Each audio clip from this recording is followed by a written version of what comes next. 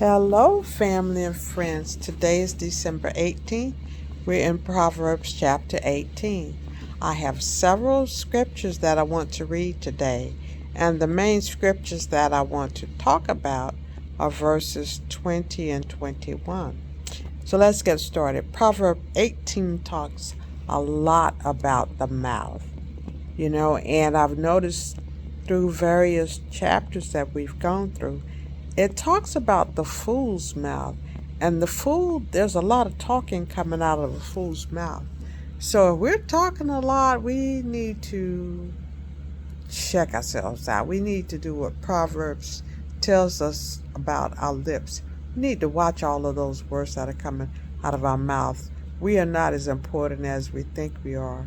And everybody doesn't want to hear what we have to say, our opinions about everything. Okay? Let's get started. Verse 6 says, "A senseless man jumps headfirst into an argument. He's just asking for a beating. He's just asking for a beating for his reckless words." And that's coming out of the Passion Translation. The Message Translation says, "The words of a fool starts many fights. Do him a favor and gag him." Okay?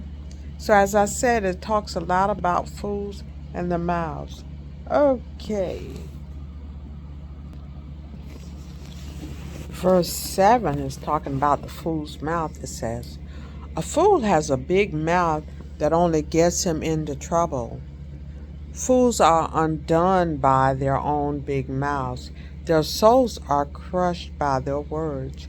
And New King James Version says, "A fool's mouth is his destruction, and his lips are the snare of his soul." We're snared, our soul is snared by our lips.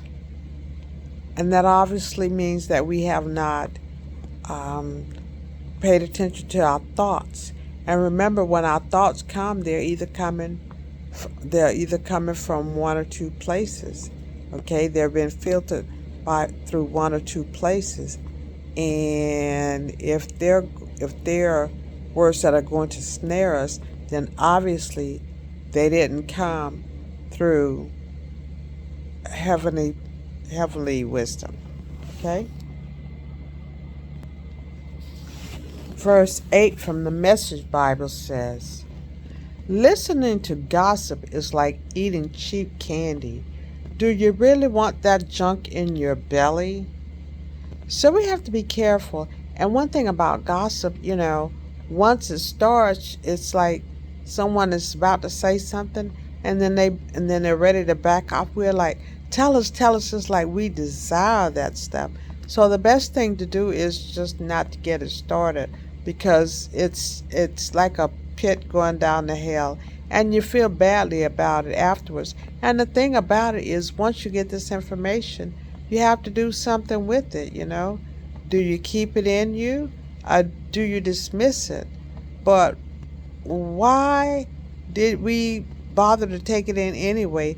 And are we dismissing it in the form of passing it on to the next person?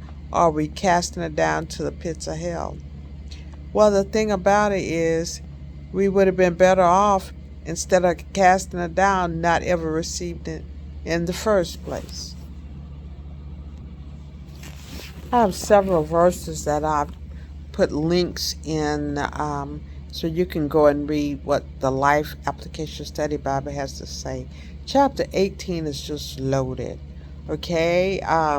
Pride first and then the crash, but humility is precursor to honor.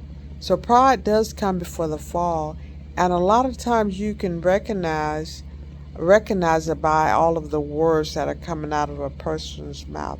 So self-important, or so know-it-all, such a know-it-all. The Passion Translation says, "A man's heart is the proudest when his downfall is near." And I've dropped a chart in there that's about humility versus pride. Chapter 18 has so many good ones, But for time's sake, I'll just drop a lot of them and in the links for you to look at. I do want to read verses 20 and 21 out of the Message translation. It says, "Words satisfy the mind as much as fruit does the stomach. Good talk is as gratifying as a good harvest." So in the inverse, bad talk is as dissatisfying as a bad harvest. Okay, and these words won't satisfy our mind or our stomach. Verse 21 says, "Words kill, words give life. They're either poison or fruit. You choose." Okay, so just think about these things. When we're putting these words out, they're like poison coming out of our mouths. And the thing about it is, it's coming out of our mouths, but we're hearing it back in our ears. So we are ingesting this poison, even though we're putting it out. We're ingesting it, and a little poison is enough to kill you. Okay? So we'd rather have this fruit. We have fruit going out, and we have the fruit coming back in there. And remember, it's affecting our stomach. Okay? Okay, I need to read this one. Verse 22 from the Passion. "When a man finds a wife, he has found a treasure, for she is the gift of God to bring him joy and pleasure. But the one who divorces a good woman loses what is good from his house. To choose an adulteress is both stupid and ungodly." Alrighty, family and friends, that wraps it up. Be sure to check out the links at your own time. All right, thank you. I love y'all. Goodbye.